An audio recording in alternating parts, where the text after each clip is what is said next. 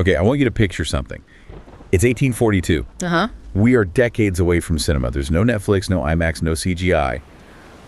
But the public, they are lining up around the block. They're desperate to see a disaster unfold. A disaster on canvas, to be precise. Exactly. They want to see the Steamship President being absolutely crushed by these towering icebergs. It is a terrifying scene, a true spectacle. Right. And this painting, this single image, creates such a sensation that the Grand Duke of Baden decides he just has to have it. And he was willing to pay a fortune for it. A literal fortune. Yeah. We're talking 1,528 thalers. Now, to the modern ear, that sounds like, monopoly money. Right. Doesn't mean much. But I saw that number and thought, okay, is that a lot? It's an astronomical amount. I mean, to give you a sense of the scale here, 1,528 thalers was roughly half the annual salary of Wilhelm von Schadow. And Shadow wasn't just some guy, right? No, he was the director of the Düsseldorf Art Academy, sort of the CEO of the art world in that whole region. So imagine selling one painting and making 6 months of a Fortune 500 CEO's salary in one afternoon. Exactly. And here's the kicker. The artist, Andreas Achenbach, was only 27 years old. 27. Yeah. A barely established young man commanding prices that, veteran masters would envy. He was basically a rock star of the 19th century art world. They called him the father of German marine painting, but honestly, looking at the research, he feels more like a commercial juggernaut. He certainly knew how to monetize the power of nature. He understood the market better than perhaps anyone. So today, we're unpacking the life of Andreas Achenbach, the man who arguably invented the disaster movie before movies even existed, the uncrowned king of the Düsseldorf art scene. And a man so principled, or maybe just stubborn, that he would kick a friend out of his house rather than sign an old painting. And we also have to talk about his brother Oswald, because you really can't tell the story of Andreas without the other half of that equation. They were known as the alpha and omega of landscape painting. Before we get too deep into it, if you are enjoying this exploration of history's hidden figures, please take a second to hit that subscribe button. It really helps us keep these stories coming. Absolutely. Now let's start at the beginning, because Achenbach didn't just wake up one day painting shipwrecks. His story actually takes this massive detour to Russia, right? It does, and this really sets the stage for his whole personality.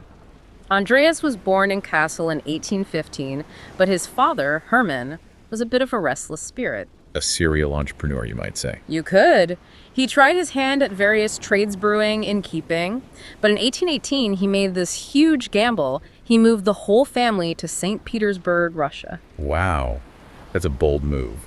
Moving a toddler to Russia in the early 19th century, that is not a casual road trip. Incredibly risky. And while the factory idea ultimately failed, that time in Russia was crucial for young Andreas. He was so young, he started taking drawing lessons at a girls' school there. A girls' school. He was too young for the boys' academies.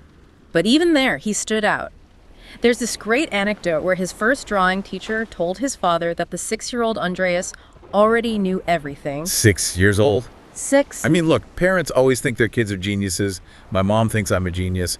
But when the teacher says it, maybe there's something there. And apparently there was. The timeline backs it up. The family eventually moved back to Germany, settled in Düsseldorf. But Andreas didn't wait around. He entered the Düsseldorf Art Academy in 1827. Wait, do the math for me. Born in 1815. Oh, he was 12. He was 12, and that was actually the minimum age. He literally couldn't have started any earlier. And he didn't waste any time either. I was reading about his breakout hit. He was only 14 when he sold a painting called The Old Academy. That's a pivotal work. And what's so fascinating isn't just that a 14-year-old painted it, but what he painted. You have to understand the Academy under Shadow. Shadow, the guy with the big salary. Right.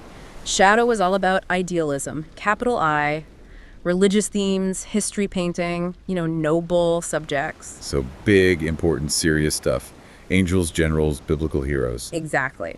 But Andreas, he looked out the window of his parents' apartment and painted the view. He painted the market square, the buildings, the reality of the city. So while everyone else is trying to paint Zeus, this teenager is painting the view from his bedroom window. Essentially. And he even put a little self-portrait in it himself, walking with a portfolio. It showed a maturity and a commitment to realism that was actually pretty rebellious for the time. That brings us to the other Achenbach.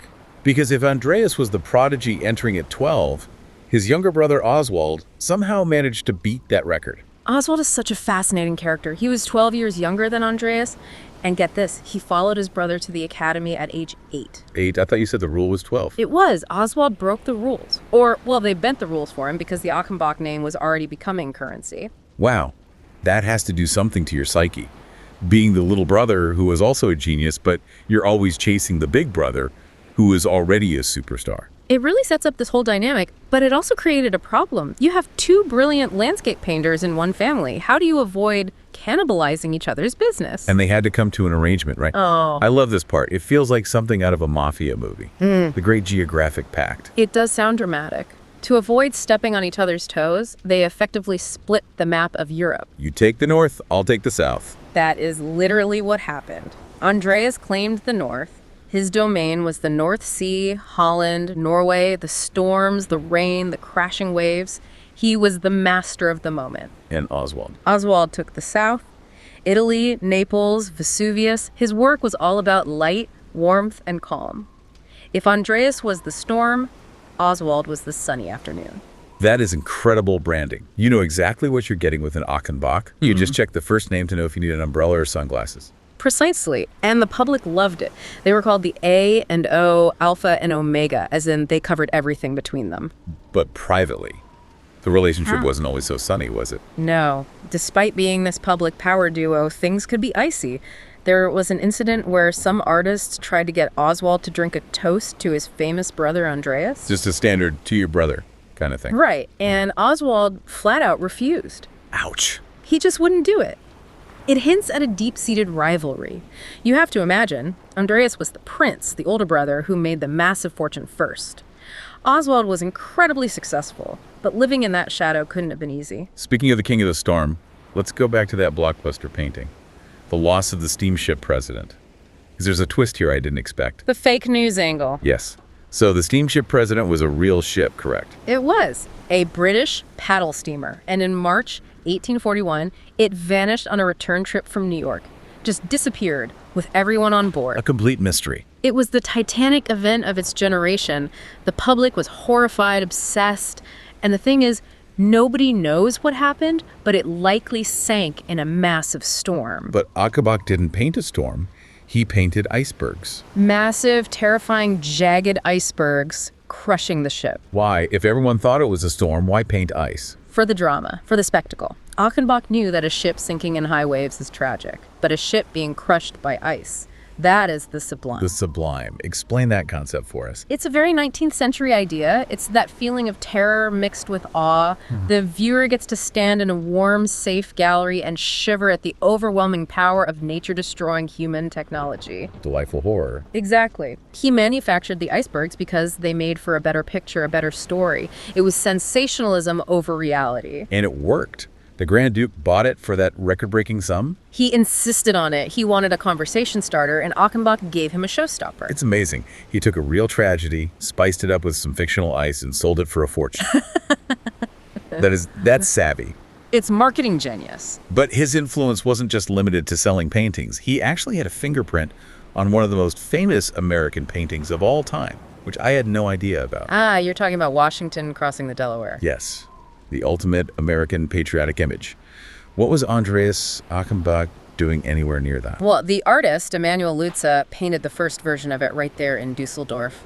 And he was working on this massive canvas. And he needed help. He did. According to another painter's autobiography, Lutze mixed the colors overnight and then invited Andreas Achenbach to help him cover the canvas the next day. So there's a good chance that some of the sky or the water or maybe even the ice in Washington crossing the Delaware was painted by the same guy who painted the fake icebergs on the president. It is very likely. He was that respected. He was the technical master that other masters called in for backup. That's a fantastic little Easter egg. Yeah. But the American connection goes deeper. Andreas and Oswald had another brother, Herman. The non-painter brother. Right. What was his role in the empire? Herman emigrated to the United States, settled in St. Louis, and what did he do? He sold toys and his brother's paintings. So they had their own dedicated distribution network in America. Exactly. This helped establish their fame across the Atlantic, ensuring the Achenbach name hung in the parlors of the American wealthy.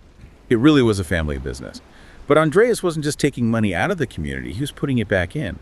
I was reading about the Malkasten. What was that? The Malkasten, which means paint box, was an artists' association in Düsseldorf. It was the social heart of the city, and Andreas was a founding member. And he put his money where his mouth was, right? There was a big real estate deal. A huge one. The Jacobi Garden, this beautiful estate, was in danger of being sold off. The city wouldn't save it. So Andreas Achenbach and another guy, Avon Siebel, stepped up. He bought it himself. He used his own credit and funds to buy it for $22,000 just to secure it for the artist. $22,000? If $1,500 was a fortune, $22,000 is a kingdom? It was a massive financial risk. But then they organized a lottery of artworks to pay it back and transfer ownership to the association. He organized a lottery to fund a clubhouse. That's brilliant. It showed he wasn't just a painter, but a Maler first, a prince of painters. That title, Maler First, it really seems to fit. The sources say he lived like royalty. He did. He associated with the political elite, the economic heavyweights, and he carried himself with this immense pride. And stubbornness. We have to tell the story about the signature. This is my favorite anecdote. It's a classic. So a friend of his, a man called Ireland, came to visit. He brought an old painting that Andreas had done years earlier. Just wanted a signature, right? Hey, sign this for me. A simple request. But Andreas looked at it and just refused. He said, "I don't do that. On principle." It's on principle. That was his line. He argued the work was finished when it was finished. He wouldn't touch it again. The friend, Ireland, pressed him. "Come on, Andreas, for a friend." Achenbach wouldn't budge. The table went silent.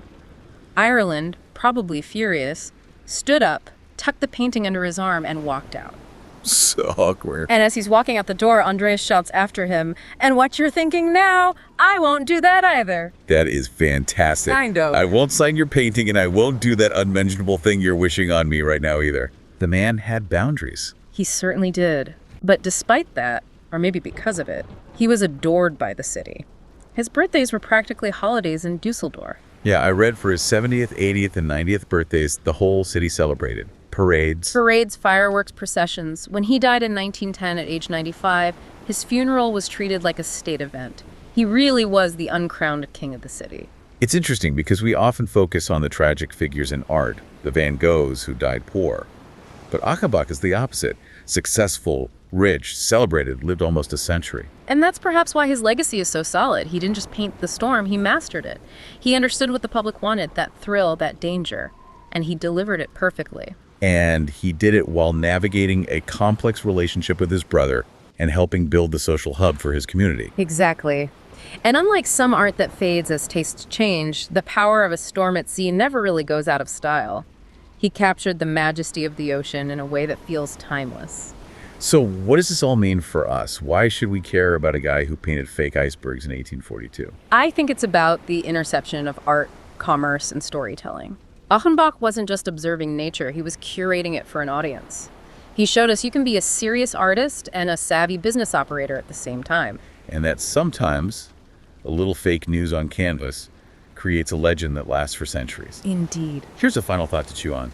We talked about how Oswald and Andreas split the map north and south. Right. But late in life, Oswald reportedly confessed to a student that he secretly longed to paint the north. That is the tragedy of the Pact. He wanted to paint those intense blue skies and dark waters, but he couldn't because of the deal. It makes you wonder, if they hadn't made that pact, what kind of masterpieces did we miss out on? A fascinating what if. And if you want to see what these icebergs actually look like, check out the show notes or our social media. We'll have the images up there. It is definitely worth a look. Thanks for listening to this deep dive into the stormy world of Andreas Achenbach. Catch you on the next one. Until next time.